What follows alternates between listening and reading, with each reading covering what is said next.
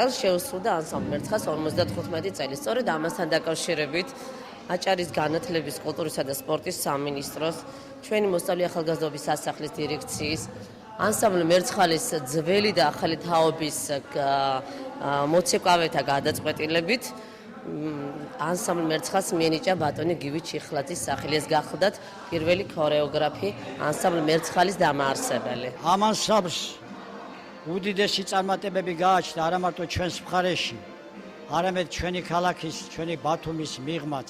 შესანიშნავად გამოდიოდნენ თბილისში, ფოთში, ოზურგეთში, ასევე ქუთაისში და შემოქმედებითი შეხვედრები ჰქონდა და საინტერესო წარმატებებით ხასიათდებოდნენ.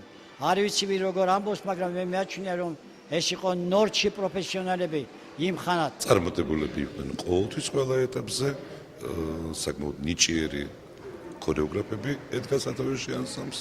დღეს გახსენებაც არის ერთგვარად ამ ხალხისა, ამავე დროს ჩვენი ბარიტურა შეუძლიათ და ამიტომ დარწმუნებული ვარ, რომ ხვალინდელი დღე მერცხალისა უკვე ახალი სახელით გივი ჩიხლაძის სახელობის ანსამბლის ძალიან ლამაზი, შედეგიანი და ნაყოფიერი იქნება.